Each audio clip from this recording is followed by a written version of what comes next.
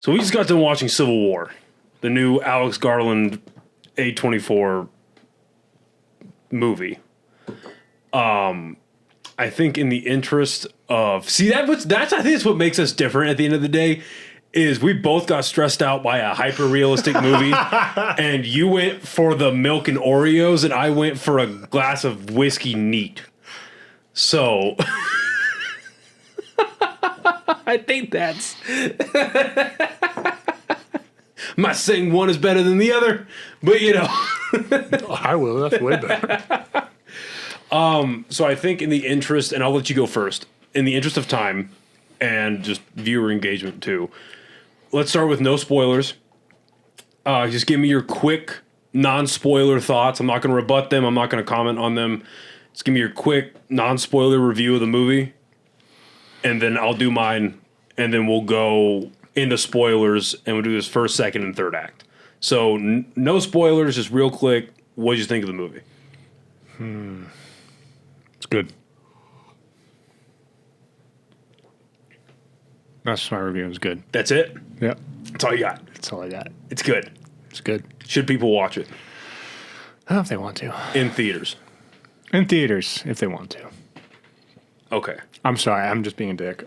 No, it's really good, man. I liked it a lot. I think I haven't seen Kirsten Dunst in a lot of stuff, but I think that's probably 8-year-old me is going to hate this meme, but I think this is.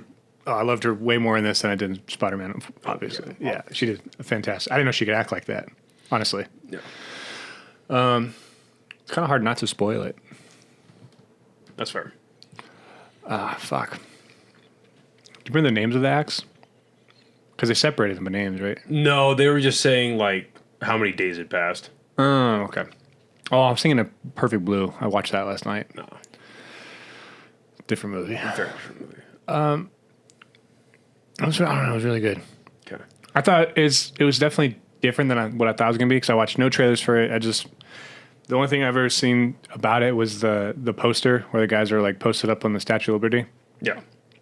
And that was it. So I'm kind of glad I went in blind, like not knowing what it was going to be. Like obviously it's going to be about a civil war, but I didn't know if it was like just a war movie, what it was going to be about.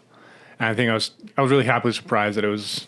I don't think it's really a spoiler, but like it's just you're following a bunch of reporters, like through the whole time, and it's wicked good. Yeah. Wicked good. I don't know what else. Definitely see it in theaters, IMAX if you can, because holy shit, that was incredibly shot movie. They did a fantastic job. I hardly besides towards the end, I think there was hardly any like CGI or anything like that. Yeah. Like throughout the whole movie, there was, I think 99% of the movie is just camera work. Yeah, camera work and practical effects. Yeah. And it's so good. I don't know, what else do you say about it, dude? Like, you just got to watch it. Yeah. So like, it's hard to... I think it's Alex Garland's best movie. Am I 1 or 2? You are 1. Okay. Is that 1? You get turned up or turned down? No, I can't hear myself. Okay. Are you good? Okay. Keep going. Yeah, Alex Garland's best movie needs to be seen in theaters. I said this is probably the first thing I said on the way out of the theater was it's mandatory viewing for everyone. I think it is mandatory viewing for everybody in America over 18. And I think that if there's any parents listening and you've got like a very inquisitive like 15 or 16-year-old, oh yeah, they need to see it. I just think about how I was as a teenager when I started getting into politics, when I started really caring about the news and caring about like, what's going on. And it ran parallel with my interest in joining the Army, right? I was just too immature to understand a lot of things. That's for sure. Everyone over 18 needs to see it. What I loved about it is the fact that because all I knew was that it was obviously a civil war and that you were following photographers. I didn't even know they were journalists. I just thought they were photographers. Going in blind is the best way to do it. I'm proud to announce that the podcast is now officially sponsored by the fine people over at Chop Chili Company. Guys, this is some of the best chili you can get here in the state of New Mexico, and they are online as well as in stores. They can be found at Smith's, Albertsons, Sprouts, John Brooks, and Lowe's Corner Market. They have 3 amazing flavors that you see here, and they also have frozen green chili that you can get online. Go on over to the website, chopchilico.com, and get yourself some amazing chili today. Podcast is now officially sponsored by the amazing people over at High Desert Relief, a premier herbal destination right here in the state of New Mexico. They have extremely well-trained and knowledgeable staff that are more than happy to help you find what you're looking for or try something that you maybe have never thought of. They have 2 locations here in Albuquerque, 1 in Santa Fe. All 3 will be listed right here and in the description of this episode. All 3 offering legendary products at absolutely legendary prices, including this awesome merch that they were so kind enough to gift me here. All of this can be found at all 3 of their locations. Again, big thank you to the guys over at HDR for supporting. Now back to the episode. Yeah, Kirsten Dunst is phenomenal. I kind of figured she would be because I've seen a couple more things with her in it. I figured she would be. She was phenomenal. The 20-year-old girl that tags along is really great. I mean, the whole cast is great. Yeah. Jesse Plemons has a very small role, even though he's in the trailers, but he was awesome. Guy with the red glasses. Yeah. No. He was awesome. For his role, yeah. He was amazing. The way it was shot is amazing. There's really the only CGI in the movie is the fire, like different explosions and fire that happen. The fire and then the helicopters at the end. Yeah, and then at the end of the movie, when it turns into obviously a set, that's when you can tell there's CGI in the background because obviously, like, just where the final act of the film takes place, you can't do that on location. But everything else was on location, and that was amazing. My only gripe with the movie is because I watched the initial trailer.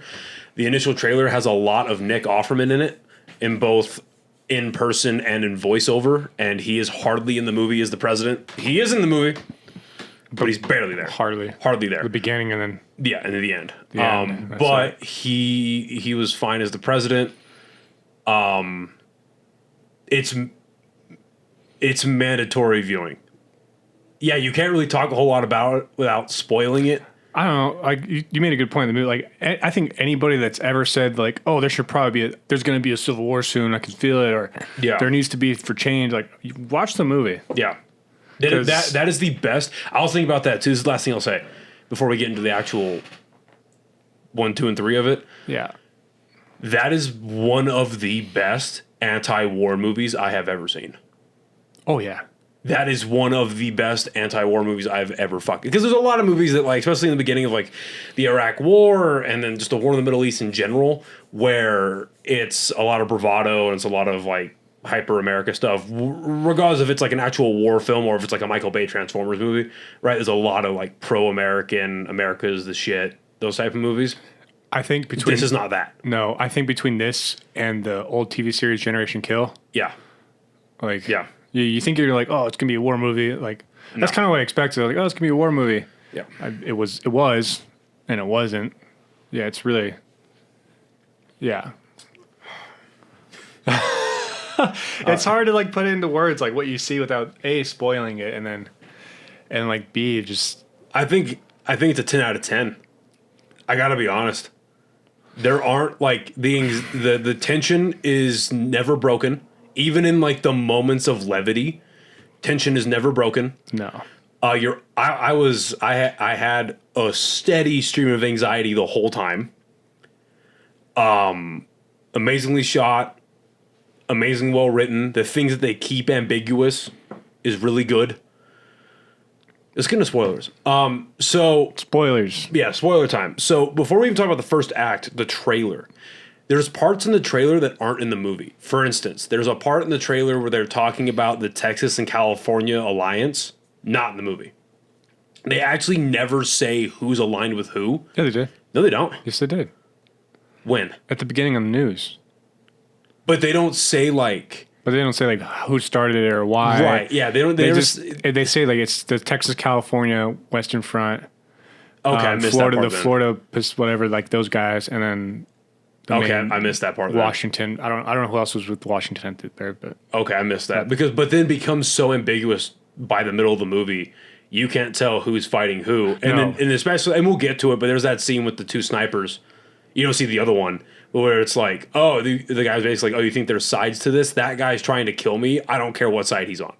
yeah. And that kind of just cements it as like, this is an American versus American movie. Oh, I get it. You're retarded. Right. Yeah. So, okay, the first act starts with Nick Offerman as the president saying that, and you could tell he's not believing what he's saying, that the Western forces are almost crushed and there's about to be a sweeping victory. It's a very, like, what you see now is like, okay, it's very akin to George Bush giving the victory speech in 2004. Oh yeah. When obviously that shit wasn't going to be over. And then you're introduced to the main characters, and they're meeting at a hotel. It's been basically turned to a press club. And they're saying like, hey, we're going to go to DC because they set the outline of what the movie's going to be about, where they're a bunch of photojournalists who want to get the first interview with the president because he hasn't given one in 14 months. And I'm assuming that's how long the Civil War has been going for. Yeah, they said like 14 months, and they said that anybody that was press basically is like shot and killed on sight. Yeah. In front of the White House. By the U.S. government. By the U.S. government. Whoever the U.S. government is at that point. Right. Oh, and I think this should be said as well. We just got done seeing it. Like literally an hour ago. We finished. Yeah. We walked out of the theater like an hour ago. So there's the Western Front. Yeah. There's like the Florida Pacific Alliance or some shit, right? And then there's the U.S. government, I guess, is what you can call it. Yeah. Let's see if I can find it real quick. Well, I guess I missed that part if they do establish it, but it becomes so murky by the end of the movie, you can't really tell who's fighting who. Which is kind of the point, that it's genuinely a Civil War film. It is Americans shooting Americans. And you're introduced to the very first, the first conflict is when Kirsten Dunst meets the Kirsten Dunst and her partner, like literal like colleague partner. They meet the 20-year-old girl who looks up to Kirsten Dunst, and there's a suicide bombing amongst a police versus riot situation, and that's like your first introduction to like. I meant to say this is my spoiler-free thing. Whoever did the audio mixing in this movie deserves a fucking Oscar. Because the audio mixing, the audio engineering, so good. Phenomenal. Whether when it's they were going through that like parking structure, that office space, and they were fucking. It's the gunfire, the explosions, when they choose to deafen out the whole movie, even though things are clearly happening. Okay, so it's you have like the New People's Army, which is basically from like Oregon all the way to Illinois, and then it comes down into Colorado partially. And then you have the Western Forces, which is California and Texas only. Loyalist states starts out from Maine's top right? I'm terrible. I know. Something like that. Yeah, Maine, and it runs right through the middle with everything all the way to Nevada, and then the Florida Alliance, which starts from Florida, kind of comes up to I think South Carolina, and then goes all the way west to Oklahoma. I'll show you. Yeah. But yeah, that's the one they posted. Okay. Interesting. So there's 4. Yeah. Okay. Because they don't even talk about the. Well, I don't know if you caught this or not, but there's a part where they're talking about small factions that fell early. Yeah. And the Maoist resistance in Portland was one of the first to fall. It's like, okay. Because that's one of the best parts of the movie is it's not preachy. It's not like, oh, the far right MAGA Republican, whatever, those guys started the war, or like the hyper left communist sympathizers or whatever started the war. But there's little nuggets of... Yeah, they let you come to your own conclusions. Yeah. Like I know we're kind of jumping all over the place, but they're going to the car, and it's the first act, when she was talking to Kirsten Dunst, was telling one of her old reporter friends, an older guy, that they were the plan to go interview the president. And he's like, you guys are stupid. Like, Yeah. that's never going to happen. And then they started talking about, oh, you mean, what are you going to ask the president? And they're driving down the car, and he was like, "Oh, you know, you're gonna ask him. Maybe it wasn't a good idea to disband the FBI, or you know, what about airstrikes on U.S. population centers, or I can't remember. 'Cause there's a couple other There's clips. a third one, yeah. Yeah. But yeah, like the little nuggets like that, and then there was a little nugget that I kind of caught, and I don't know, it could have been own conclusion coming to either way. They were talking about the younger reporter, I don't even, Jess, I think was her name. Yeah. I don't know the actress. Yeah, Jessie. Name. Yeah, Jessie was talking to Kirsten Dunst, Lee, like how you became a photographer, like where you started, and she's like, "Oh yeah, you came out, like your first picture was the Antifa massacre." Yeah. Yeah, so like on conclusion was that like, were they massacred? Did they do the massacring? Like, right? So I like that it wasn't preachy. It wasn't like this side's bad, this side's good. The first moment in that movie that for me, like the suicide bombing was impactful. It was shocking, I guess. But the part that cemented the tone was when the main characters meet up with the resistance guys that are fighting the soldiers in the parking garage, office space, whatever. And they're going through, they kill that first soldier that was unarmed and wounded.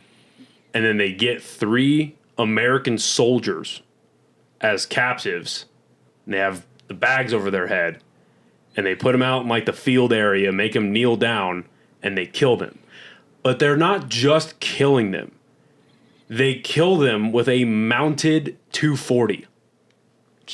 And they take great joy in killing these American soldiers. Uniformed soldiers, like straight up like U.S. Army what would have been U.S. Army soldiers 15 months prior. Yeah. And so the question that I had in my head after I saw that and we saw the very end, were those loyalists or were those Western forces? Right? who knows? Exactly. But all that matters is that, to me, what matters is that it was uniformed soldiers getting killed by other Americans, obviously, resistance fighters, rebel fighters, secession fighters, I guess is the president referred to them as. But the way that those rebel fighters were flowing through the rooms, clearly ex-military. Yeah, 100%. Like knew what they were doing, knew it well, had been doing it. Like tier 1 level, like Rangers, Special Forces, SEALs. I don't think so. I think so. No. I think experienced infantry. I think the reason why I say that they're like tier 1 level guys is, yes, the way they were moving and stuff like that, but the way they talked to each other, the way they were dressed, like they all had beards. They were very like photo-esque, like if you look at like the modern guys, they look like they were like that. The only reason I didn't think that was the opening scene where the guy was caught behind the pillar. That's fair. Like, I feel like it's kind of hard to say, right? But just the way they were acting about it, the whole situation. Yeah. Was like pretty, like not chaotic, but like they weren't composed while that was going on. Oh, that's fair. They weren't composed. Instead of like laying down cover fire, like doing the smoke instead of doing the smoke right away, doing more cover fire and then having him move or low crawl even like quickly. They were just like, okay, fucking go for it. And then while he's running, no one's shooting. Right. I feel like that's not like just a missed detail because like everything else was everything is intentional. Everything is intentional in this movie. Like I don't know who they got for their military advisors, but like perfect. Well, so like that's intentional. That's true because the way those guys moved at the end of the movie, those guys were Those guys were like special. Yeah, like you could tell that separate like the guys that had the fast one helmets were like obviously like Green Berets or Rangers or something. True. They knew what they were doing, and then they had these other because they came to help the main infantry. They're like, hey, what do you guys need? We're here to help you. Right. Okay, that makes sense. Because their obvious mission, their mission was like, hey, you're going to kill the president. Yeah. Or this is your mission. Right. Okay. And then the infantry was like, hey, you're just taking the White House. Right. Okay. So let's move on. So anyways, that cemented it for you said. Yeah. Because that was like, it cemented the tone of the film for me, and then it showed me that nothing's going to get held back. But nothing about the movie was like flashy. No. You know, it wasn't like grandiose. It wasn't like, here's how much we can do now that we have a huge budget. And their budget wasn't even that big. It was $50 million. Now, you know, for like a blockbuster superhero movie, that's pennies, but for A24, that's $300 million. Yeah, that's a lot of money for them. So They do a lot with the low. yeah, for sure. So yeah, that's what. Yeah, the fact that an American produced film is blatantly showing American soldiers getting slaughtered. It's like, okay, like this is like what an actual civil war would look like. They're not sugarcoating it. So that's what it's unsettling, but it's real. So anyway, they move on. Excuse me. And so this, I think the second act begins when they move into the town. Oh no, okay. Well, before they go to the town where it's kind of normal, they meet up with the redneck looking guys at the gas station. Okay, so that's what I was going to say. So, was the part that cemented the tone for me a little bit more? Was the redneck like gas station? Yeah. Where they stopped. So that was after the parking garage. Yeah. Okay. You sure? Yeah, that's because they moved out from there. They got gas and moved on. And remember, that's where they were like. I think it was the other way. That's another little part of the movie that I liked. I think it's flipped. Where they were like, we have $300. And they were like, yeah, that'll buy you a ham sandwich. I'm like, no, I got 300 Canadian dollars. And the guy's like facial expression changed. Yeah, I thought it was flipped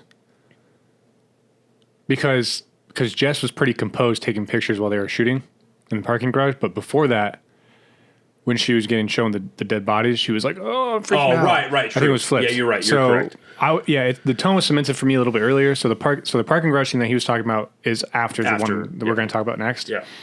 So that like they pull up to the gas station, like, "Hey, should we stop here? It looks kind of sketchy. What do you think?"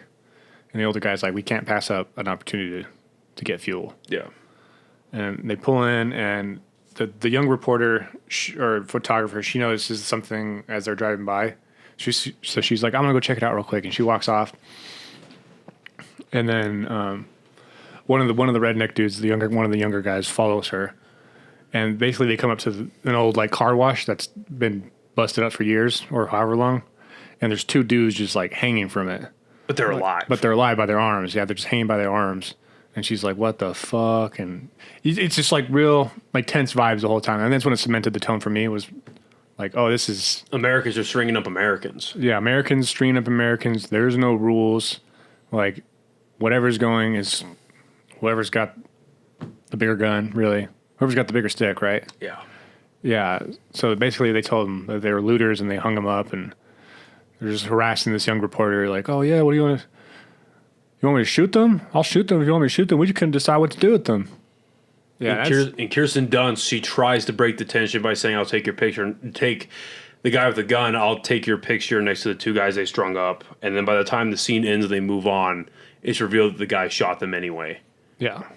And they try telling Jesse that, you know, there's nothing that anyone could have done about that. Yeah, they were going to kill him anyways. Yeah, but it was there like a week later. Yeah. And the parking garage thing happens. They move on and they go to the town where it looks normal. And they're all like, what the fuck is going on? Like, there's an old lady walking her dog down the street.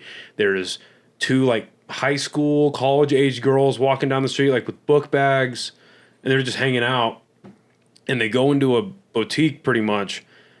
And they ask one of the main characters, the guy, asked the lady behind the cashier. She was like all nonchalantly reading a book, bored. Yeah, and he was like, "Hey, do you not know there's a civil war going on across America?"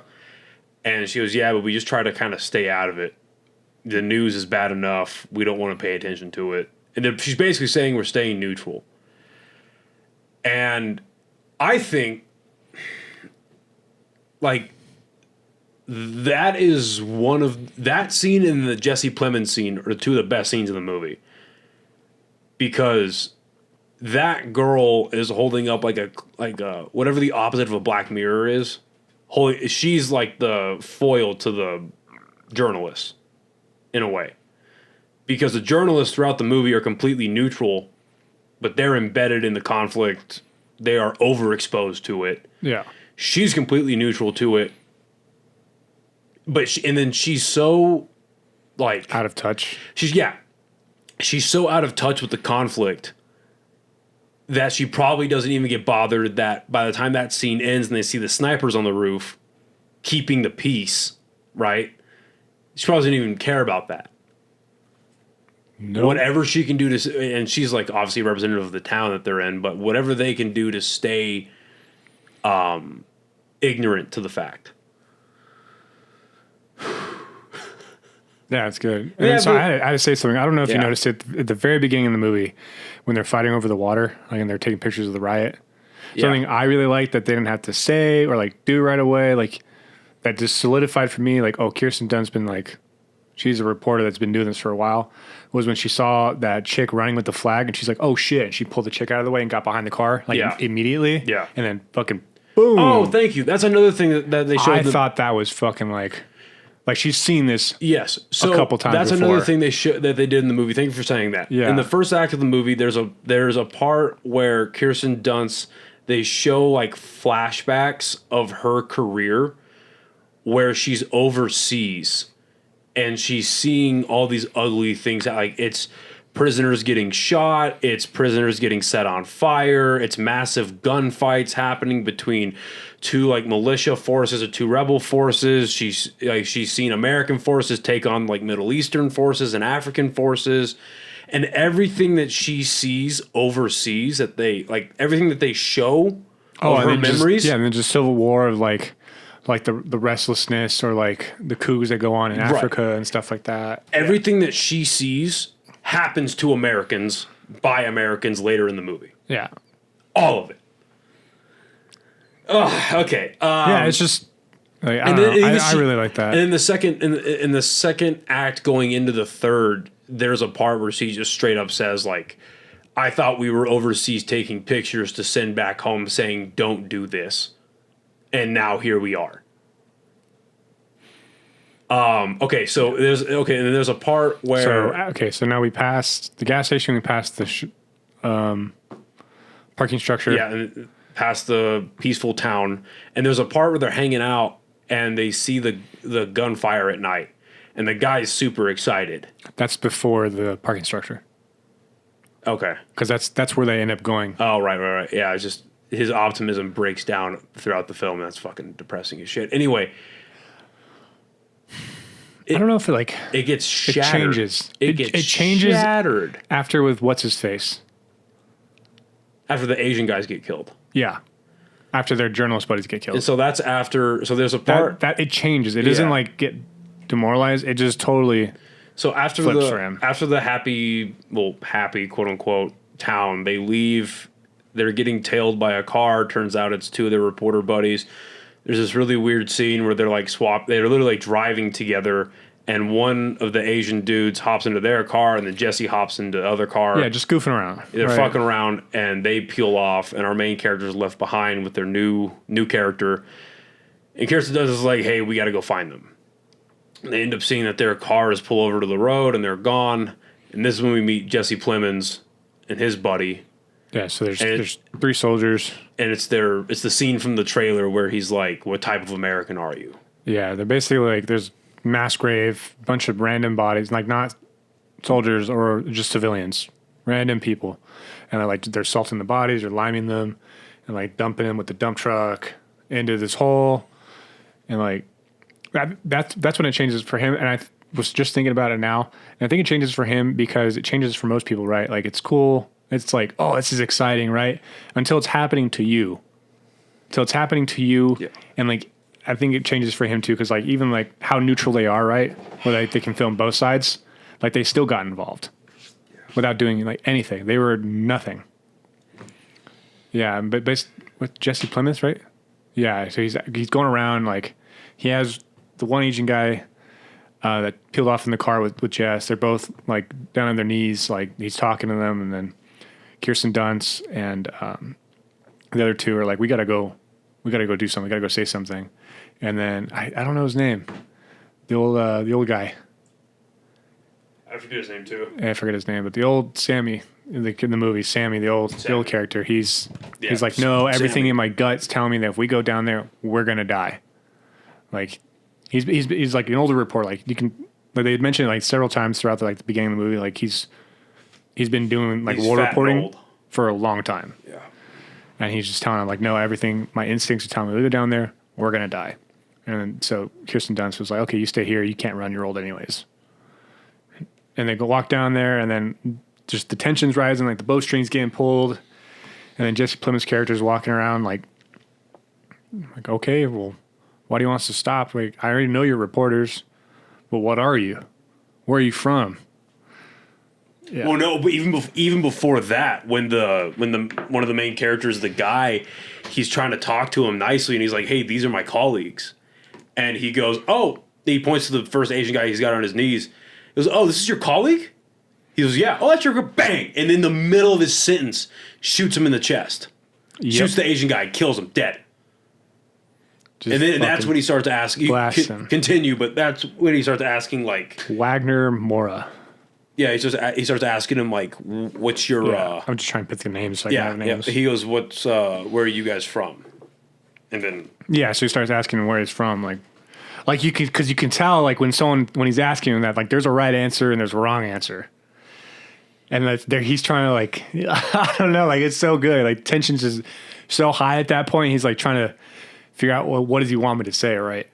Well, and what I liked about the scene too is you think that it's like, okay, this is going to be a hard definition. Where are the battle lines? Yep. But Florida is the same answer as Colorado, is the same answer as Mississippi. Minnesota. Or Minnesota. Yeah. No, Missouri. Missouri. So Florida is the same answer as Colorado, is the same answer as Missouri. And he's like, oh, okay. He's cool. And then he asks the other Asian guy who's not been shot yet. Spoilers. He's like, so where are you from? And the dude's like stuttering, like can't speak. And he's like, they're going back and forth. He's like, can you talk? Can you speak English? He's like, yep, yes, I can.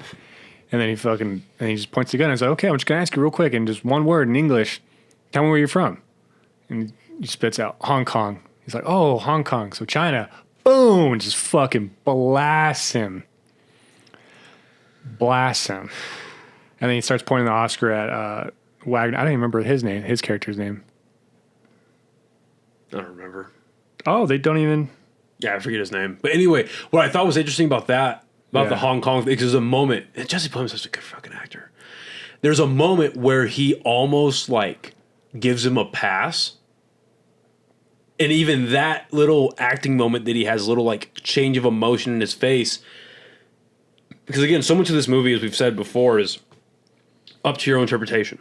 Yeah. So you could look at that and you say, okay, is this guy just a Southerner that's uneducated and doesn't know really about Hong Kong, about how much of a American sympathizing Hong Kong is, how much they love America, all that kind of stuff? He just doesn't know, doesn't care. He's like, oh, Asian, foreigner, China kills. Or does he look at him and hear Hong Kong and he thinks, oh, that's right, Hong Kong is an ally of America, but that doesn't matter anymore. You're different than me. Bang. Not American. Both options are evil. Yeah. But then, old guy, while all this was happening, the old dude is in the car, and he ends up running over Jesse Plemons and killing him. Stephen McKinley, he just, like he starts pointing the rifle at Wagner's character. I can't remember, is it Justin or Josh or something weird. And then he's like, no, don't shoot us. He's like, oh, yeah, why shouldn't I? And they're all crying at this point. Yeah, they're all freaking out. That should be said. Like, usually there's like a one character that has it together. No, like Kirsten Dunst, the main guy, Jesse, they're all losing their shit. Like, two of their friends have just been fucking killed in front of them. Yeah, they're all losing their shit. And then Stephen McKinley's character, Sammy, just comes out of fucking nowhere with their press truck and just fucking runs over two of them. Yeah. The other one's still in the dump truck. I don't think knows what's going on right away. Yeah. That was like the only little tidbit that I kind of had a little problem with, was how quickly he got out of the truck, not knowing what was going on. What do you mean? Like between him hitting the Jesse Plemons' character and the other guy, the other soldier or whoever. Yeah. And then turning around and then Jess falling in the pit of bodies and then climbing out. How long it took the guy to realize what was happening? How long it took him to realize what was happening, get out, and then he still didn't even grab the rifle till they were almost like 100 meters away driving. That was the only thing I didn't really care for too much. Yeah, the hyper realism of the movie kind of makes that stand out. Yeah. But then on the other hand, so many other things, like the rest of the movie is so great. you can kind of let that slide. Yeah, because it's So not like they they got have- away without consequences. Right, so that they Right. have that character moment of her in the pit of bodies, because Jesse ends up Yeah. falling in the pit of bodies, It was for that. and she has to climb out of there with the guy's help. And Yeah. we should say before the Jesse Plemons scene, there's the part with the two snipers. Oh yeah. So when they leave the town, Yeah, when they leave the town, they actually run into a sniper. so they leave this neutral town and they're basically driving down this long road and it's open. There's green grass field, like green lawn fields, really, basically They on roll up either like a side. Christmas setup. And there's like this random like Wonderland Christmas setup in the middle of the road. It's a dead soldier's body. Yeah, there's music going around, and like there's like an arch that says Wonderland, and like probably 10 feet after the arch, there's just a dead soldier on the ground that's got shot in the head, and his brains are all over the floor, and they're going back and forth like, Do we go forward? Do we not? do we go forward? It's kind of sketch. And then Sammy's like, there was a turnaround about 3-4 miles back, and then the other guy, the Wagner's character, was like, pull up a little bit more forward and see what's happening. So he pulls a little more forward. And I don't even remember how far they get. They forward, get like, maybe hardly. like 10 feet and they get shot at. So then Yeah. they peel out and they end up parking their truck behind Another flip truck. like a trailer or something like that. Yeah. And they end up seeing a couple of snipers and they run next to them. And again, the hyper realism for the military stuff. Because I think this is the first movie that I've seen where the spotter for the sniper is literally laying on top of the sniper. Literally spotting. I've never seen that in a movie. any other movie. No. He's laying on top of, which is what doctrine usually is. He's laying on top of his buddy, and he's got his Spotting scope. his spotting scope like on top of his buddy's head to get as perfect as possible. Yeah, it's like right on his shoulder. Like he's seeing basically exactly what Yeah. the actual sniper is seeing. And at that part of the movie, because they're having the conversation like who's shooting at who, what, hey, and the main guy tries asking the two snipers like, hey, you know, what side are you guys on? Are you guys Western forces? And the guy goes, does it matter? We're getting shot at. Yeah, it's like, Because- who's giving you orders? And he's like, no one's giving me orders. I'm getting shot at. And he goes, Yeah. well, who are you trying to shoot? And he goes, the guy trying to kill me. Yeah, And then he turns to the girl and he goes, hey, who's in the building? And she goes, a guy with a gun. And she goes, exactly. Yeah. So that kind of sets it like there aren't like as time is going on, it's a lot of the movie is representative of like a bigger picture because it's written so fucking well. Yeah. It's representative of a bigger picture. Like there are no more lines. Yeah, it's just who's it's all blur. who's killing who. So anyway, they move on from that. The Jesse Plemons scene happens, and from there, Sammy, as they're pulling away, they're getting shot at by the guy with the rifle, and they like about a minute and a half later, they have to stop driving because Sammy got shot. He ends up bleeding out later, and they make it to a Western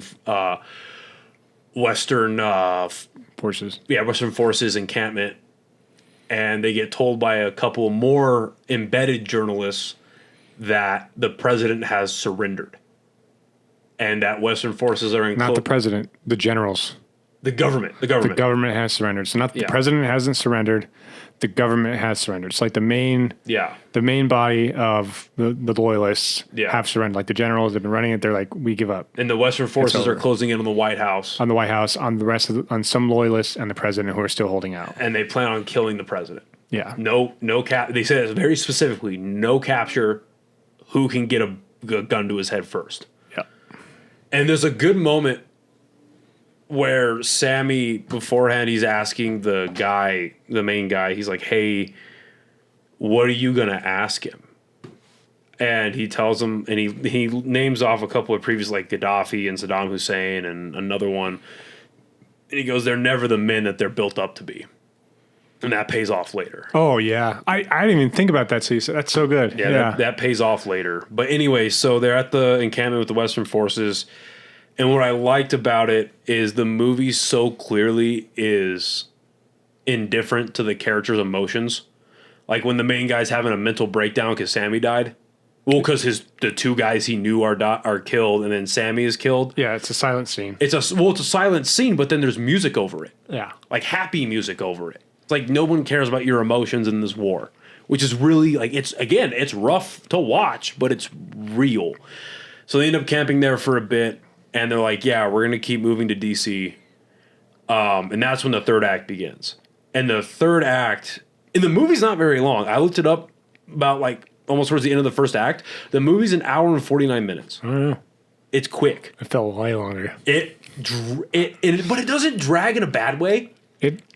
It drags in a grueling way, like a gut wrenching way, I think it felt so long because of how ugly it is. How ugly it is, how well it was written, and how tense and like hooked you are into the movie. Well, and you can't help because every second of that movie, like, is it like just hooks into you. No time is wasted. No time is wasted. Like every moment is like, pay attention. And you can't help because there's moments when they're traveling in between scenes because it's a road trip, effectively, right? It's a fucked up road trip, but it's a road trip movie.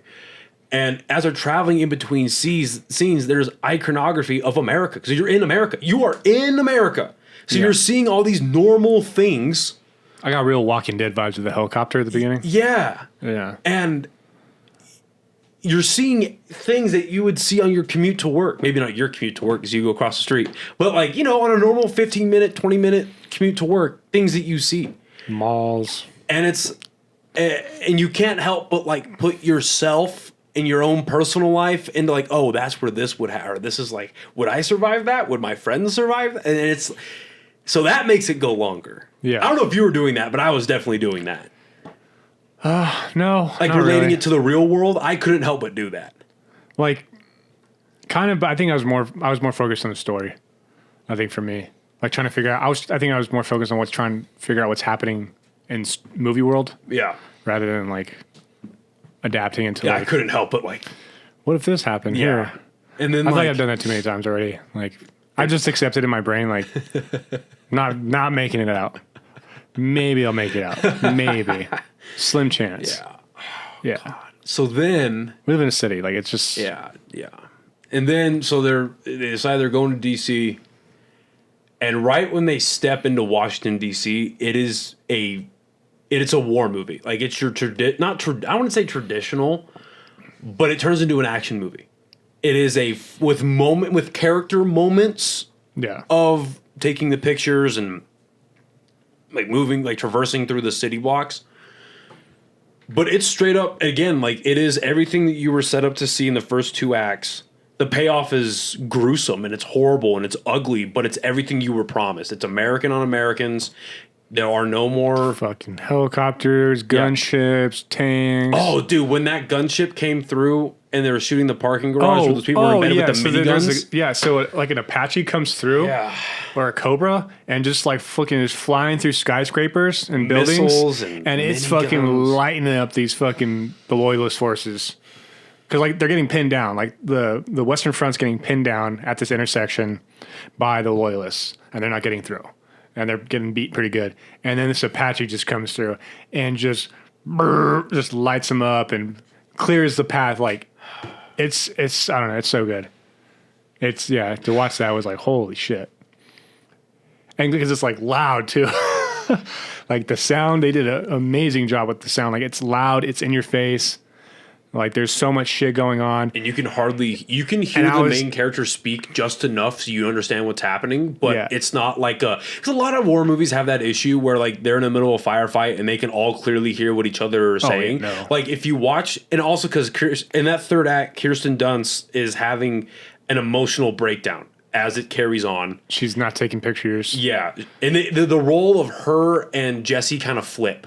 Where she's having the mental breakdown, not taking pictures, and Jesse's almost too over. Like she is too over. Yeah, she's too find out at the end. Like jumpy. Exactly, she's too jumpy to get the pictures. And so, if you notice, whether it's when those tier 1 operator guys come in, whether it's one of them or it's the main guy of the main characters, Jesse and Kirsten always have a hand on their Kevlar, like behind them, guiding them, but for two different reasons. Whether it's to literally drag Kirsten Dunst to the finish line because she can't handle it. Her career is caught up to her, and she can't handle it anymore. Or it's having to pull Jesse back into cover because she thinks she's invincible. Yeah. And then so there's a part where they're making their way, and there's like these final barricades up to the White House, and then everything's established. Like, hey, we're gonna go kill the president. Can we go back to that real quick? Yeah. Because I think they did such a fantastic job with Wagner's character about with the hand on the Kevlar. Yes. Or the hand on the plate carrier as they were walking through. Like, that's just such an iconic, like, good job of, like that's his job. Yeah. Right? Like, that's his whole job, unless he's interviewing somebody, is because when you're taking a picture, right, you can't see everything. Yeah. So that's his whole job. Is like, hey, we're going here, we're going left. You take the pictures, but I'm going to move you. And that's how you can tell he's been embedded with American military before. Yeah. It's just see, we keep going back because there's stuff like you're like, holy shit. Because I think about like, I think about like when again I was National Guard and whatever. I am hyper aware of all of the action I didn't see. Yeah. Right. But all the shit that we were like trained to do, there were whenever I saw people getting dragged by the Kevlar and being literally placed, I couldn't help but think. But every time that I was like a brand new Joe. And my team leader literally, because I was ignorant and fresh out of boot camp, then my team leader literally picked me up by my carrying handle on my body armor and was like, no, you come here. And then as I grew up and became more proficient in what my job was, I would watch all the other new guys that weren't catching on as quick. Their team leaders were like, you go here, with other 4-letter words sprinkled in there. But, they were really dragging during training exercises. Yeah, you're moving. Like, no. Say it's like when you would watch, or for instance, this would happen a lot where either Kirsten Dunst or Jesse would be right in the middle of open space for getting shot at, and someone would have to come up and drag them and take them somewhere. Every single training exercise, at least one lower enlisted guy would dive into cover or concealment, and then their team leader would stand up, get them, and go, "No, you are literally 5 feet away from a giant rock. Hide behind the rock." And that's what it was for Jesse and Kirsten Dunst, right? Or Lee. It was, no, you are 5 minutes away from somebody with body armor and a gun. Hide behind them. You're press. And I don't think you saw that much with Lee's character. Towards the end, you did. Towards the end, because she was freaking out. That's what I'm talking about, is the end. Oh, okay. Is the end. Oh, okay, yeah. Yeah, is the end. The whole end, yeah, is Wagner trying to move Lee up and pull Jesse back. Yeah. And he has to pick, he's doing one or the other the whole time. And then there's a part where they're like, hey, we're getting the final emplacement of barricade to the White House. Like, hey, we got 2 guys behind a barricade. We got 1 person in a tower, and we can't get to them. And they're like, okay, sounds good. And they just go like this, and the tank comes through. Yeah. Blows the shit out of that. The guard tower. Blows a hole in the front door. And then rolls it over. Kirsten Dunst pulls out her camera, zooms in on the front of the White House, and there's 2 Cadillacs and then a stretch limousine. I forget what the Beast. The Beast. The Beast. Yeah. Which is the real name for the president's stretch limo. And they're like, hey. They see people getting in. They're like, the president's in there, let's do it. And they're like, oh, they're making a run for it. Right. They start driving through, and they do not make it through those barricades without getting obliterated. And they get lit the fuck up. And again, like a lot of movies, I feel like, because again, you're killing the president. Yeah. Like, by definition, there's nothing more un-American. Like, by definition, right? There's really not. By technicality, no. You know what? By technicality, right. A good president. Or any president. Like, that's just, you're not supposed to hate your own president. You're not supposed to kill your president. You're not, if you're an American service member, you're not supposed to. And so I feel like a lot of other studios, like, we'll get to A24 later. A lot of other studios, a lot of other writers or directors, anybody with say on how a movie gets made would be like, we can't show that. We cannot show how a force would attack the president. Exactly. But what happens when those Cadillacs and the Beast come through? They're getting, not to use Call of Duty terms, but they're getting barrel stuffed by a 50 cal. And again, sound engineering, sound design, that 50 cal lays into the Beast. Just doosh, doosh, doosh, doosh. And you see the impact. Like, I think on one window, I only counted like 4 impact on the bullets because of how big the impact. I mean, obviously there's like probably 50 to 80 bullets laid into a window, but there's like only 4 giant holes because of how much of an impact that gun is making. And I think what I was thinking that the whole time that was going on was I was in awe of that, but I was also like kind of like, oh yeah, that's actually what would happen. Like, because you get told like, oh, bulletproof cars, they can just fucking plow through shit, right? Inertia and kinetic energy is a real thing. Yeah, and then you see the first one just fucking like crash into a barricade or another car, and you're like, okay, he fucked up. And then second one comes through, and they're all fucking like They swarm that one. There's 50 cows. There's Well, 240s. The second one gets swarmed by technically small arm fire because it's all like, well, not small arm. Well, yeah, that's what I'm 240 saying. is, The 240 is 240 small arm. yeah, So 240 it gets on the swarmed tank. with that, and it gets caught kind of in the middle to the side-ish. But then Yeah. the beast almost makes it out, and a Humvee just nails it into a burning car. Yeah. And that's when like the tank rolls up, and then the other Humvee Humvee with the pulls up 50 with cal 50. just laying into it. Yeah. And you see like I'm assuming that was the first lady who got out and got gunned down. Where she yeah, like I got didn't out think and was about like that. this. Yeah, don't. Yeah, she opened the door. Was like, don't shoot. And they just mow her down. They all just lit them up. Secret Yeah. Service gets killed, all of them, and then even as they were coming down, Kirsten Dunst was like, "The president's not." No, they're all coming down, and the first car gets attacked, and Kirsten Dunst is like, "The president's not in there." Yeah, she's like, no way. So then they start running for it. So then that initial team of tier 1 guys sees them taking off and like, hey, they know something. They're following. They make it into the White House. And I like again, everything, like we said before, everything's intentional. I like that the reporters made it first. Storytelling wise and just like the flow of a movie, there's a moment of quiet, right? Yeah. But they're professional-ish, but they're also like, oh my God, we're in the White House. But not in a way of like, Wow, this is awesome, so we're in the cool. White House. Like, oh disbelief. no, we're in the White House during a civil war. Yeah, like we're in where everyone else is trying to get to right now. Yeah, like, fuck, we're the first ones that made it in. We're in the middle of all this. What are we going to see? Yeah. No, we're not in the middle, we're at the front. Oh, we're at the, yeah, they're in the front. Yeah. They're at the front. So then the tier 1 guys make it in, and the first guy's like, and honestly, the corniest line of the movie, but you could tell that's what they were going for because it's the rush of adrenaline. It's like it's the rush of adrenaline meeting quiet, so it's gonna come off corny. Yeah. But the guy ran is like, get the fuck out of our, or stay the fuck out of our way. So they make it in. They're clearing rooms. I think they kill like 1 or 2 Secret Service guys because they're all gone No. There was, I think, total like probably 7 or 8. before they make it to the press secretary. Oh, no. Yeah, before they make it to the press secretary, they kill like 1 or 2 people. Yeah, there's only 1 or 2. Yeah, because they all left, and then you hear yelling or like pleading, and it's a press secretary, and she's in the briefing room.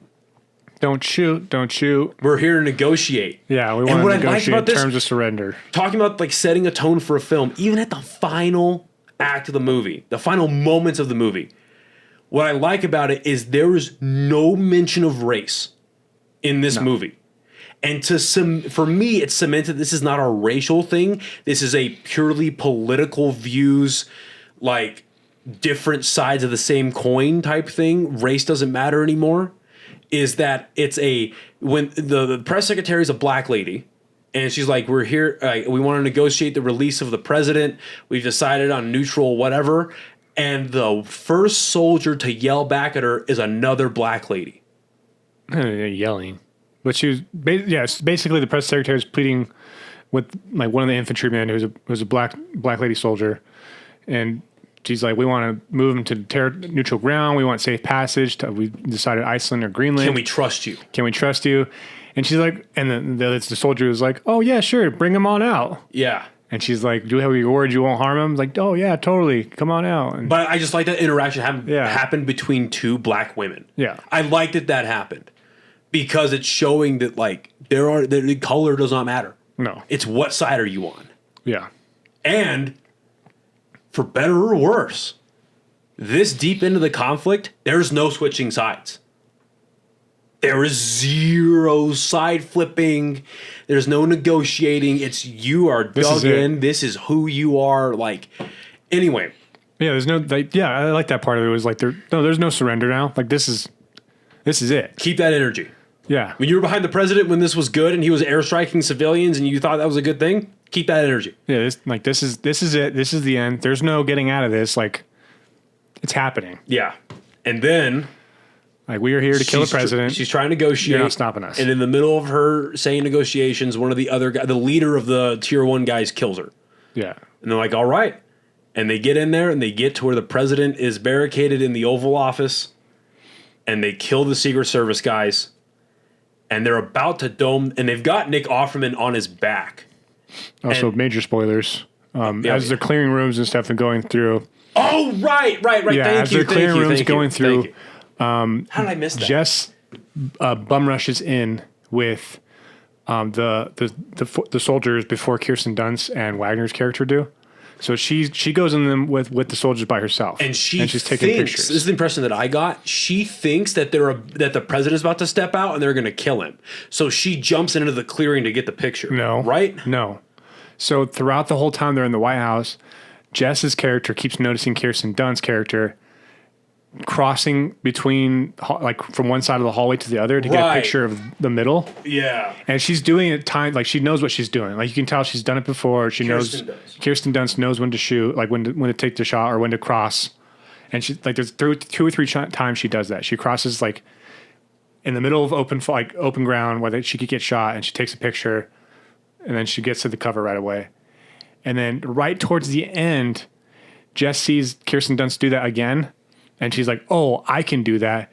And right as she steps out in the middle to take a picture, you can see through her camera lens, like, all the Secret Service guys coming out of there, like, to return fire. And then Kirsten Dunst obviously catches on. She's like, oh, fuck, get the fuck out of the way. So she runs up, pushes Jess down. And as Jess is, oh, that was so good. It was so good. As Jess is falling, she's taking a picture of Kirsten Dunst. And, like, the snapshots of her, like, Kirsten Dunst pushing her, looking at her, and then just fucking, like, falling, and then... And it's not hyper gory. Her head doesn't explode. No. She takes a couple rounds to her torso and probably her legs. Yeah. And she drops. And, again, great writing if you want to talk about callbacks. There's a part in the first act. That's why I saved it to this. There's a part in the first act when Jesse goes, if I get killed, are you going to take a picture of me? And she goes, and Kirsten Dunst goes, what do you think? The minute that moment happened, I was like, oh, Kirsten Dunst is going to die. Yeah. I don't know how, I don't know where, but Kirsten Dunst is gonna die. Yeah. Oh, if for anybody on YouTube right now that might have caught a track mark on my arm, I just noticed that because I haven't, like, cleaned it. I had to go to the hospital today, got in a car accident yesterday, and I had a fucking IV in my arm for like 4 hours at a time. And then when the nurse decided to come in and take the IV out, she was not gentle. She just fucking boop, yanked that shit out hard. Like, adhesive and everything on it, just yanked that shit out. And I was like, ah. Like, normally when I get sorry to sidebar here, but normally when I get a fucking, when I get like at the peak of the movie. Yeah, I know. When I get like a little needle in there, so it's just like hanging, so I could like tag in medicine or tag in anesthetic, whatever it is, right? When you just have the IV point, I don't know medical terms, but when you just have the initial thing in there with the dangly thing so they can attach stuff to it. You know what I'm talking about when you're in a hospital? The needle and the catheter? Thank you, the catheter. I couldn't think about it. I have the catheter hanging out thing. Normally when I've got that in there, right, and they come to take it out, they're just like, okay, we're going to take off the adhesive, and then we're going to slowly do that, and then we're going to put the gauze on there. There's hardly any blood on the gauze. Hardly ever.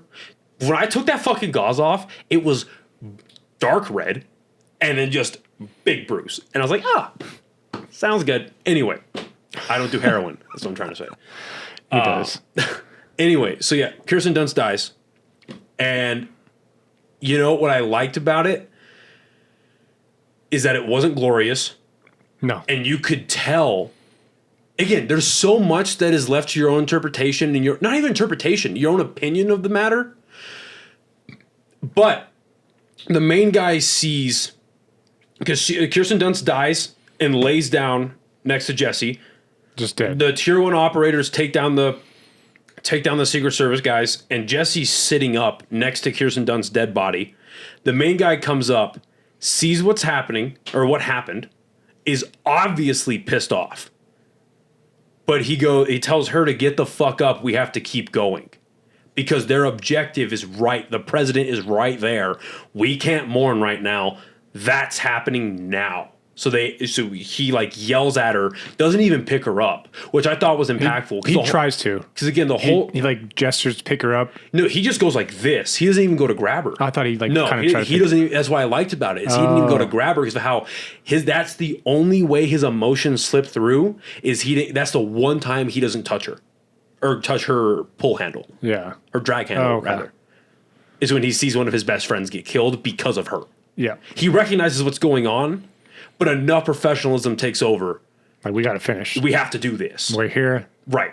We need to finish. So that's when they go. They follow the guys and they kill the Secret Service people. Yeah. The next scene is the Western forces. They're fucking pulling the president out from under his desk. They're yanking him, dragging him out from under his desk. And they drag him out. And then the main guy, he walks in. He's like, "Stop!" Wait. Like, wait! You fucking wait! Right. And I think again, what was good about that is that's a good distinction you made earlier between like I thought they were more operator-esque, like ex-operators, but you're right, they were more like high-level infantry guys. Yeah. Those guys from the beginning of the movie would have just killed them on sight. Yeah. The trained guys, the highly trained guys, knew to like, oh, press is special in my head. That means don't kill them, but also listen to what they say. Right? They have that special like turn off button in like in their head. Right? Yeah. So, okay, listen to him. This guy's because like they made. Sorry, I'm gonna interrupt you. Yeah. The distinction where like the guy's mowing down those soldiers with the 240. Yeah. He's like, just smiling, goofing, like fucking having a great time. Yeah. Like those guys wouldn't stop. Right? Mm-mm. These guys, like, as much as you could call them professional, like the Western forces that were taking the Laos were like as professional those soldiers. guys at the front. Those professional guys were warriors as you could get. Yeah. Like they know what's those going on. Guys They know were what's like, happening. They were probably like remnant. Now that I think about it, they're moving. They're protecting the press at the same time. As they're fighting the special forces. Now that I really think about it, they Service. were like obviously not Delta because I'd imagine the Delta guys would have gotten ordered to stay on like the American side of things, like the loyalists presidential side of things. But like those guys were like either currently operating or ex-operating SEALs, Rangers, Green Beret, Raiders, that type of shit. Anyway. So they're dragging them out. Guy yells at them to stop. And again, this is the callback to what Sammy was saying, where he was like, these men in power aren't always what they're built up to be in their final moments. Kneels down next to him. And he goes, I need a quote. And he kneels down next to him. He doesn't say, what do you have to say for yourself? He doesn't say anything. All he says to the operators, not the president, is he goes, I need a quote. And he gets down next to him with his camera, and if you notice, a little quick moment, but he switches his camera from picture to video mode. I didn't see that. It's really quick. And there's a little sound bite that I barely caught, but he switches it to video mode to film the president. And all the president has to say is, don't let them shoot me. And he goes, good enough. Oh, good enough. Oh! Stands up, backs away. They all point their guns at him. In walks Jess. Fucking puts the camera up and boom, they just shoot him. Picture taken. Kill the president. And I do like that the leader of the guys killed the president. No. It's not like they all opened fire on him. It was one guy. I thought it was the black chick. Oh, you're right. You're right. Her, yeah. It was the black chick. Yeah, because she was on the right side. Yeah, it was the main infantry chick. She was on the right side. You're she right. like two rounds into his chest. You're right. It wasn't like they just all lit him up. No, it was just she walked up, bop, bop. Clinical. Done. Yeah. Job is done. Like I said, professional. Like it was just professional killing gets, right? That was the mission. They completed the mission. And that's how it ends. Yeah. You don't get a moment of grief for Kirsten Dunst. Nope. You don't get an epilogue of, oh, where does the country go? What happens now? No. The only epilogue you get is a trophy picture of the main 5 people of the operators posing next to the president's body. Yeah. It's the classic, like, it's like, I mean, it's the classic war picture. Yeah, not to call an extreme, but like what Eddie Gallagher got in trouble for. Yeah. That picture. Because they're just standing there with their guns on their knees and they're smiling like thumbs up or stuff like that. What I thought was interesting too, and I wanted to hear maybe why you think they made this creative decision. The picture of them with the president's dead body, they're not like propping up the body. They're not showing the president's face. It's just the body laying down. And not to call Nick Offerman fat or anything, but his torso pretty much covers his head. Yeah. Why do you think they did that? Because they could have posed the body any kind of way. You see what I'm trying to say? Like, why didn't they pose the president's body? I have my own theories. See, and I thought about that when I was watching it, like kind of clear up and at the title and during the titles. Oh, that's a good point too, because the picture, it starts out kind of the picture literally develops as the credits are rolling. Yeah, so it's a black and white. Jess is shooting black and white the whole time on an old camera. I like that. I like that the picture develops as the picture. As the credits rolls, the picture develops, and it's the 5 soldiers. They're all like sitting around the Oval Office with the president just laying where he was, just dead. And they're just smiling and hanging out with the camera. And I don't know if that was more of like because I don't want to say they held back by not posing with the dead body. Because that's like that. Because posing with the dead body is like some Generation Kill shit. Well, that's where you see that where like with the guys like pose up the dead body. That not even Generation Kill. That's just other war movies too. That's until the pullout of Afghanistan. Yeah, people don't like hearing that. Well, yeah. People don't see it very often because it is a war crime. But that's a thing. Yeah, tons of dudes posing with like your enemy's dead bodies. Americans do that all the time. It's a thing. Again, people don't like hearing that. Well, I don't think it's just Americans. I think it's just right. It's any opposing force. Well, Americans don't like hearing that. Like Americans, citizens don't like hearing that. Yeah, it's just what happens. Like you hear like other people doing that, like, oh yeah, they strung up the bodies and took pictures with them or whatever. Like, yeah, it's fucked up. But like, yeah, everyone does that. It's an opposing force against an opposing force. It's like, hey, we just killed this. It's a trophy. Yeah, it's a thing. I did that, right? But why do you think they didn't show the face?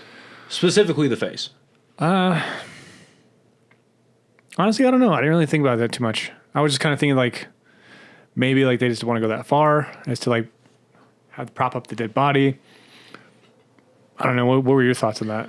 I think that Alex Garland spent so much time embedding this script into the real world, right? Because I saw this as like, okay, not to be a complete fucking dork, but I'm going to be a complete fucking dork. Like in Batman vs. Superman, when Bruce Wayne has the nightmare vision of Superman going evil, and he's like, if I don't make direct decisions right now, this is going to happen. That type of shit. Oh, I see where you're going with this. Right? If I don't make direct decisions to prevent this is going to happen. That's how I think Alex Garland took this. Because, again, there's nothing flamboyant. There's nothing flashy. There's nothing grandiose about it. It's like, hey, if a civil war in America were to happen, this is what it's going to look like. This is how it's going to end. There's going to be a body on the ground. So here's what I think. For an American Civil War to happen, and we can theorize about this later if you want to, but I think the way he wanted to make that picture was that there's so much iconography happening behind the dead body. Like if you look at it, you see the Oval Office desk, you see the 2 flags behind the desk, you see the iconic drapes and the presidential seal, you see a dead Secret Serviceman off to the left, right? You see all of that. And then you mix that with the obvious hatred for the American president by the people who are fighting him. They're like, fuck him. His face isn't worth it. We got the body. We got the idea. We killed the idea of the American president. And you can see everything, like everything you associate with the president is behind him. And here's a body. Who the fuck do you think this is? His face is worthless. Yeah. We killed an idea. Oh, okay. That's not what I took out of it. You know what I mean? That's what I took out of it. It was like they killed the person. Like, and what I liked about it too, we killed the idea of the president. Yeah, and I like they never gave the president a name, and even in the credits, it was just President. Yeah, Nick Offerman, right? So it could have just been President Offerman, right? But I feel like that was a very obvious decision to make from the beginning. Because if it's President, insert any last name. How many fucking hyper right or hyper left tabloids on the internet or bloggers or fucking whatever are going to go, oh, they're saying this would happen if a black president or if a white president or if a Mexican president or if an Asian president or a female president. No, it was a president white guy. Insert president idea. Yeah. And with the exception of Barack Obama, they've all been president white guy. So that makes the most sense. Yeah. Well, that's the movie. It's good. It's sickening, dude. It's good. It's gut-wrenching. But it's fucking awesome. At the edge of my seat the whole movie, like And I'll be honest, nervous, like tense the whole time. Like I hated watching these quiet. And again, obviously there's gunfire and there's suicide bombings and there's like small explosions happening in these moments, but the quiet, quote unquote, okay, not quiet, the intimate moments of Americans killing and slaughtering each other genuinely upset me. You know, like it genuinely, especially like, and again, just because I was in the Army for a bit, watching Army uniformed soldiers get killed. You know, that sucks. But on the other hand, that last act where it really became more of a war movie, that shows you how good the tension was because the like maybe 5 seconds at a time of a frame where it was just gunfire hitting each other and it was just like noise. It's like, oh, thank God. Okay, we can breathe a little bit. Because it's just explosions right now. Just give it a second. It's fucking boom, boom, boom. Yeah, Like, but then of course it was like Alex Garland, dude. What the rest of the movie that was quiet. Like I didn't even want to like breathe loud. I was like he made a tank. What's happening? He made an American tank killing an American in a pillbox. Intimate.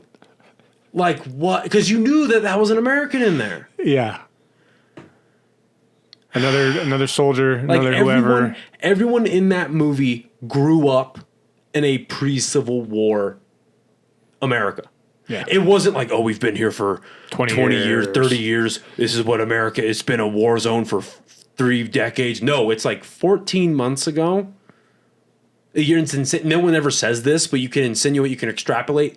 14 months ago, it was this. And I gotta be honest, man. So when we left the theater, I was do after theater thoughts, right? Real, relatively quick. Because I know we went way over time, but like relatively quick. Okay.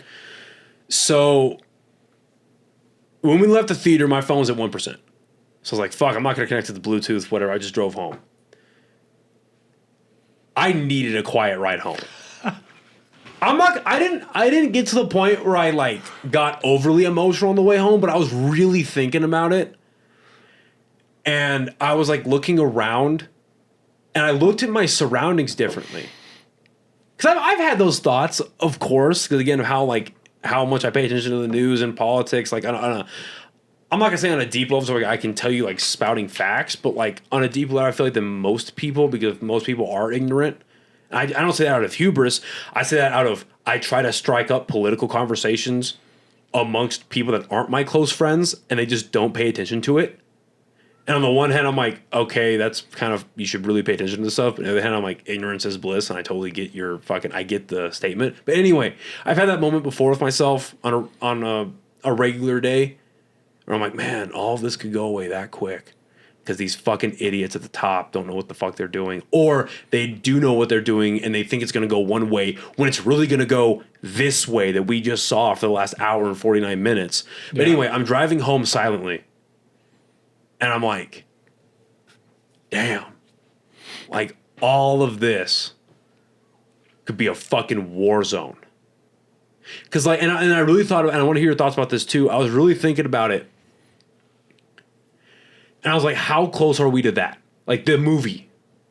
How close? Because that movie was so fucking realistic. Far. We're far from it. Far. I would say. And mainly because of those little clips that they were talking about in the car ride.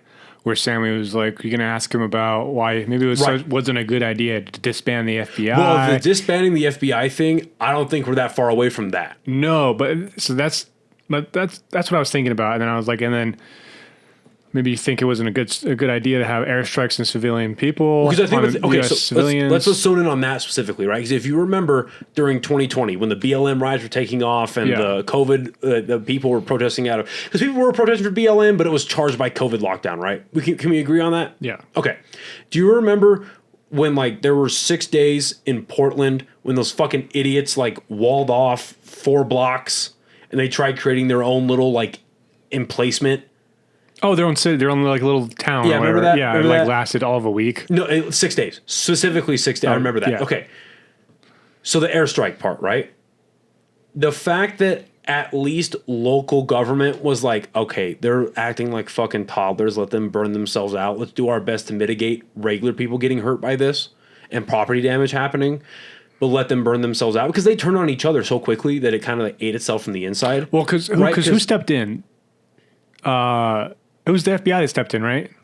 I'd have to look that up. I don't remember. I gotta be honest. I have my idea, but I don't remember. Some federal form of government stepped in because the local government was not handling it very well. Right. I know it wasn't the Guard. Well, it was the local law enforcement literally just kept civilians away.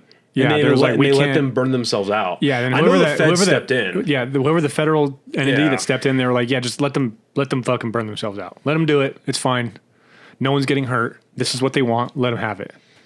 And then, of course, it lasted all of 6 days because they're idiots. But anyway, but the fact that something like that, and then something is disorganized, because people want to turn it into something that's not, in my opinion, but something that's disorganized is January 6th. There were no airstrikes, or not even airstrikes, because there wouldn't be airstrikes on the fucking White House, but like National Guard opening up on these guys. You know what I mean? Like that type of shit. Oh, what was that college that happened at? Like that'll never happen. But the National Guard did open up in the 60s. Yeah, in the 60s. But that's like the shining moment of like never do it again. Just like nuclear bombs on Japan. Never do it again. Except for that second time we did it. Well, I'm talking about the time period. Oh, yeah. Because we all looked at that and we're like, hey, we now see the repercussions. We now see the like, not even the immediate repercussions, but the like everlasting, the change of ideology, the change in like, not to be a hippie generalist, but like the change in society. Like you're not being hippie generalist. You know what I mean? Like just with the repercussions outside of just people dying and getting cancer. So whereas the nuke stuff, whereas the National Guard opening up in that college, you're right, that did happen. Well, I think I don't know, maybe you do too. I sympathize more with that one more than any of these other ones because the other ones are kind of far away, like World War II, bombing Japan. We sympathize with what? Like the National Guard shooting on this college of protesters. I don't know enough about it to. I just know it happened. I can't remember the name of the college. Basically, no one knows exactly what started it, or if anyone ordered them to shoot, or whatever, or if someone just started shooting and then everyone else started shooting. And I kind of sum it down more to that one because you've been with the Guard. Yeah. I've been with the reserves, possibly. But yeah, like I know guys in the reserves and like they're jumpy. They don't know what they're doing. Like not everyone knows what they're doing. And then they get a gun in their hands and then they get a bunch of people yelling at them. Like, and what's fucked up about that is they're jumpy from either a place of ignorance, of just straight up like untrained and scared. Yeah. Or they've seen so much conflict that they're like, I'm going to get the jump on them first. Yeah. They're not consciously thinking like I'm going to kill somebody first, but their brain is in protective mode. Yeah. It's just a real thing, right? And it is a symptom of PTSD for sure. Yeah. But it's just a thing, right? It's a human thing. Anyway. Sorry. Yeah. Yeah. So how far are we from this movie happening? I'd say if there was a loading bar and 100% is Alex Garland Civil War, I think we're at like 5 to 10% at most. I think right now, yes. I think we're priming up to that 15, 20 after this election, depending on the results. And that's only because we have terrible candidates right now. No. Let's save election talk for a different time. Okay. Let's step away from that. But anyways, only on the movie. Because of those. Yeah. Because of the current election, I think. Yeah. I think that will make it game a little closer. I think maybe possibly. Yeah. But I think we're pretty far from Texas, California seceding and aligning. Yeah. And then that'll never happen in our world. I don't think that'll ever happen. No, dude, Texas. Okay, let's not get into that because of that's a politics. That's a politics. All right. Yeah, let's get away from that. Right, so anyway, okay, so here's what I'll pose to you then.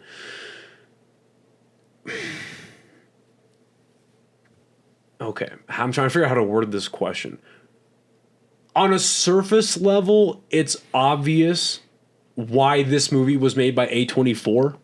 It's obvious. Oh yeah. This doesn't get made by Warner Brothers. Doesn't get made by Disney. For anyone else who's never watched the A24 movies, this is what they do. Like A24, they are known for independent filmmaking. What they're known for is they have abstract ideas. Because dude, this is not an abstract idea, right? That's the thing, though. It's not. This really, if you really want to look at it, outside of the rawness of the movie, like the just unfilteredness of it, this is not an A24 movie. It's not an abstract idea. It's not small budget. It's got like. I think the only thing that was A24 about this movie was the cinematography. Well, the cinematography for sure, but no, Yeah. you can umbrella that on how they use their budget. Sure. You know what I mean? Like how the utilization of funds and resources. Yeah. But the real A24-ness of it was how raw and unfiltered it was. So here's my question, right? It's obvious why it got made by this company because like Disney, Warner Brothers, Oh, ain't no way other. big No one big production companies are not going to greenlight that script. Yeah.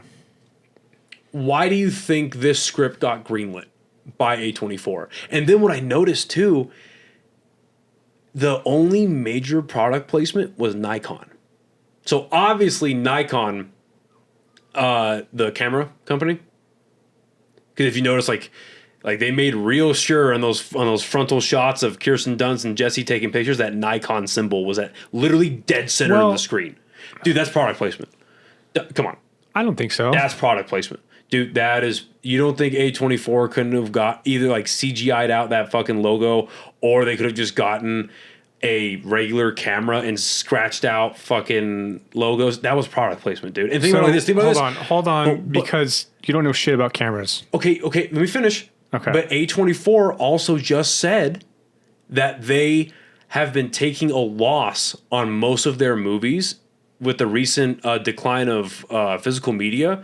So they're starting to lean more, provided that Civil War does well, they have to lean more into bigger budget relative to what they've been doing, bigger budget films, because we both know that a lot of their budget goes into marketing, right? Civil War has gotten the most marketing out of any A24 movie, with the exception of like Hereditary and Midsommar.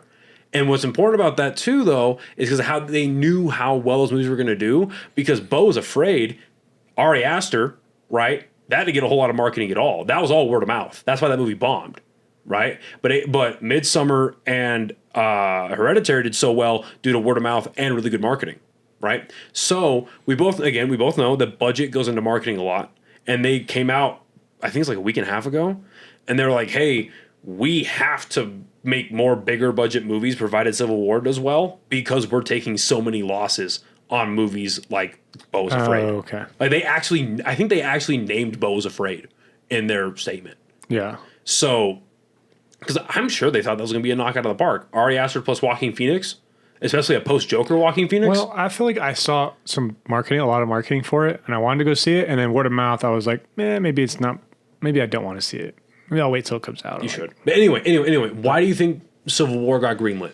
Because I'm shocked it did. Even by A24, I'm shocked it did. I think because whoever the fuck is greenlighting stuff up there has a brain in their head, and they're like, it's kind of what's happening. Like, I don't want to say it's like, this is what's happening. Like, oh my God. But like, it's eye-opening, right? Like, it's eye-opening. It's attention grabbing.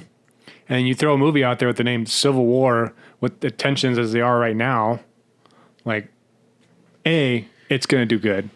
Well, okay, yes, you're correct at face value, but And then like allowing an American president to get killed on screen by Americans, allowing American soldiers to get killed by Americans in a brutal way. Like I would say that Black Hawk Down is more brutal, but that scene where they're mowing them down with a machine gun, or just any scene with an American soldier getting killed by American rebellions, it's inching up to that scene in Black Hawk Down where the American soldier gets pulled out of the helicopter by the Somalians.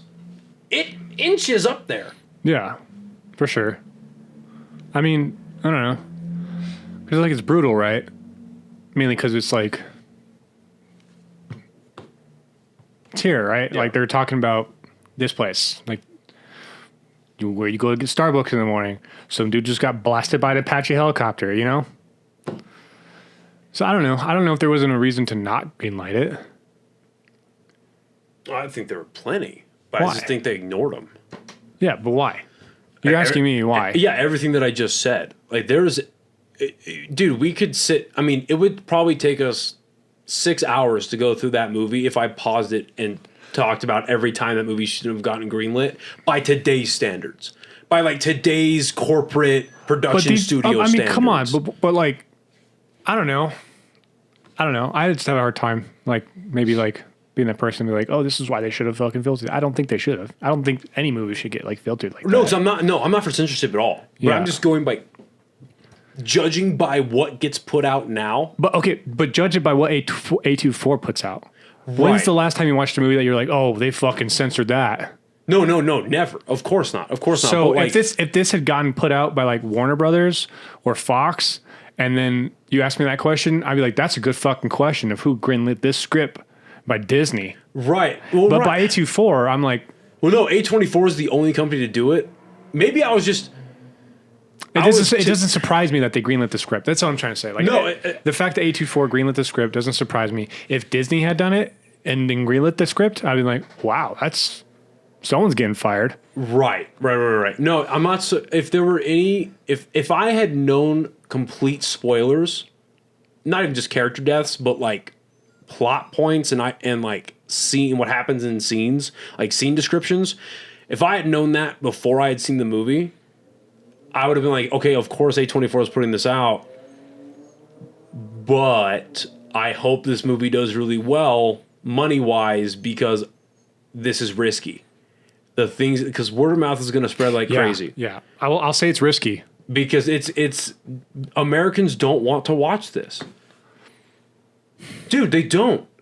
Dude, look at the landscape of entertainment right now. It is all mind-numbing bullshit. Like, there are gems here and there, and I'm including superhero movies in that, dude.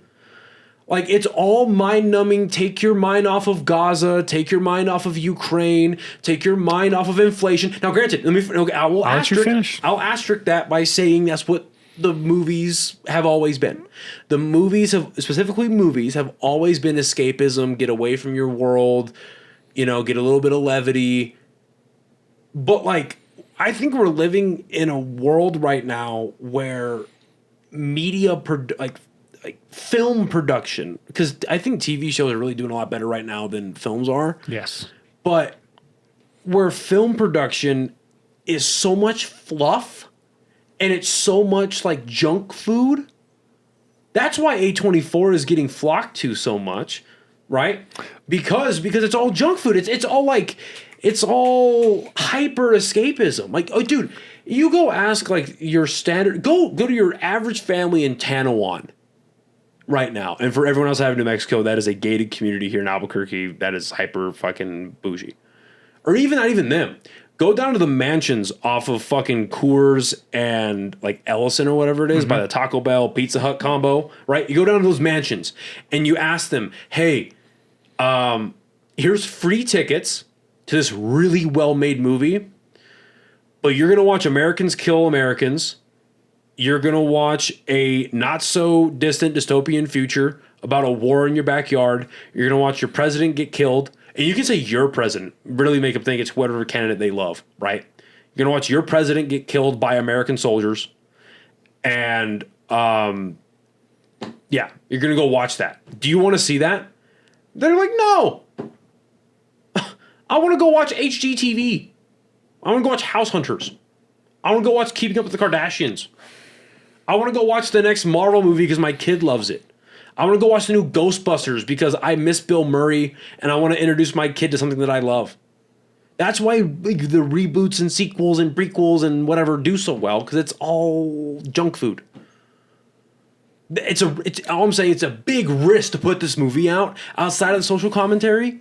Just Americans don't want to see something like this right now. No, and I get it. And maybe that's just, I don't know, maybe I just don't think that because I'm so detached from that right now. Like, I'm just not wanting to watch that shit.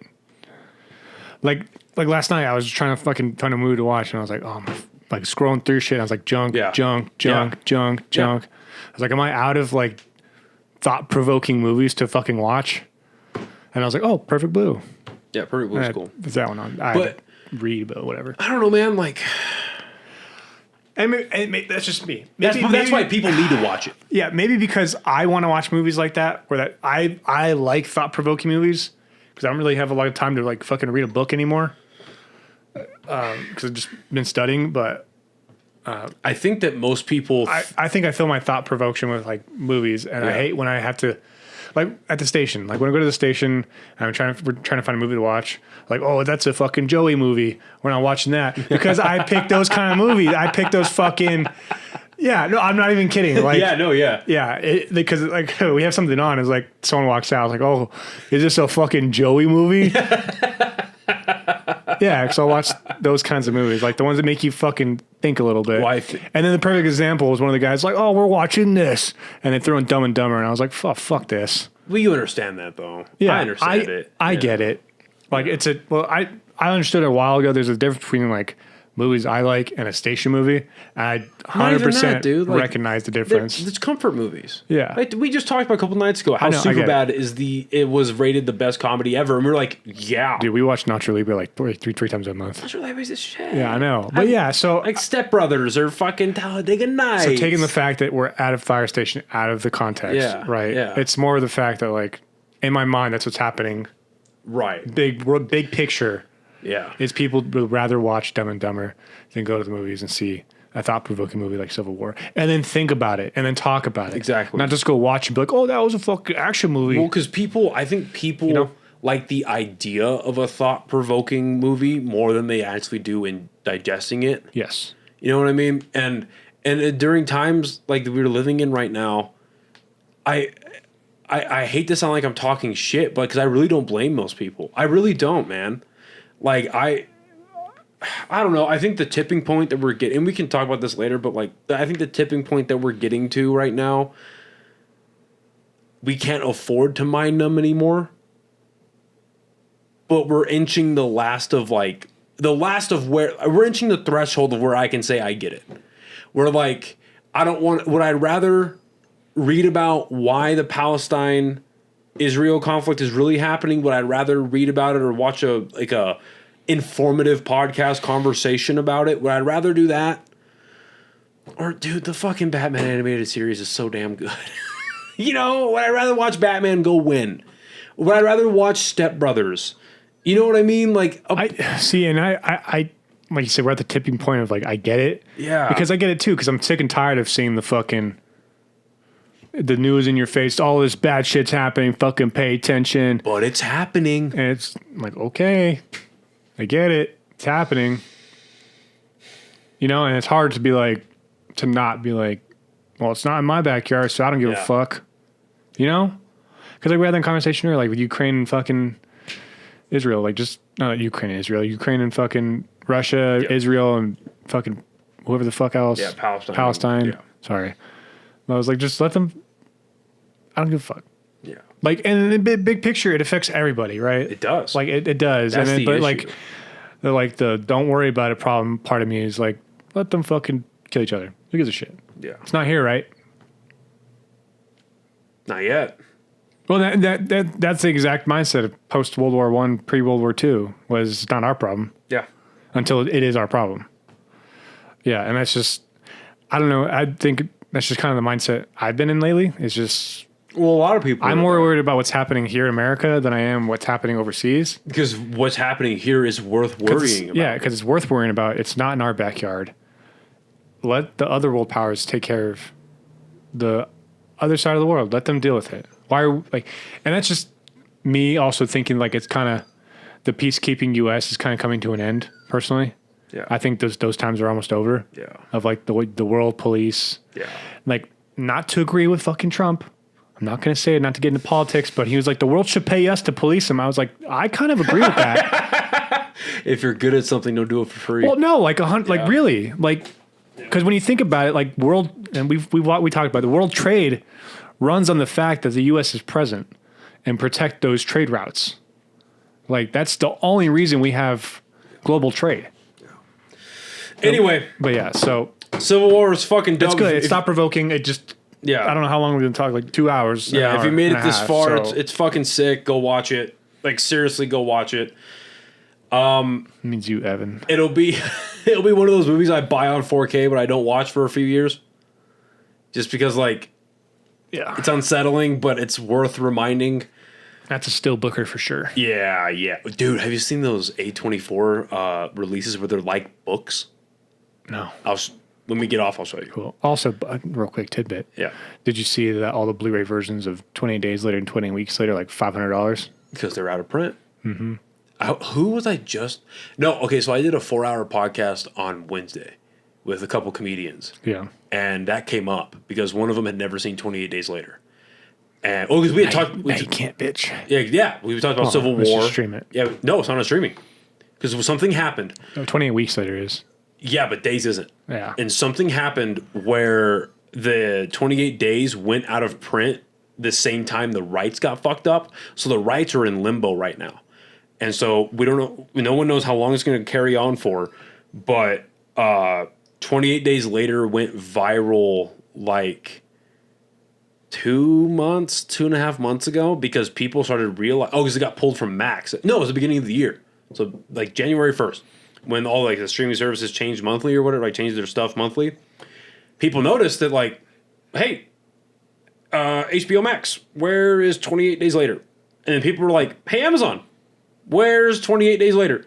And then like there were screenshots that I saw where eBay prices for 28 Days Later on DVD, Yeah. let alone Blu-ray. So there's never been a 4K print. No. And so these prices are going up and up and up and up. And I'm thinking to myself, like, okay, I have 28 Days Later on DVD somewhere. Well, because I saw that. Because I saw when it came out that they said it was when it posted like, "Hey, 28 Days Later is no longer in print." Yeah. And I was like, fuck, maybe I should buy it. It's like I don't have it. I don't know if Noah does or not. And I was like, and I don't own it on streaming services, and you can't get it now. It's like, fuck, maybe I should. And I went online. I was looking. I was like, I get a copy. It was like $50, $70, and I was like, nah, I'm good. I don't need it that bad. It's a good movie. I don't want it that bad.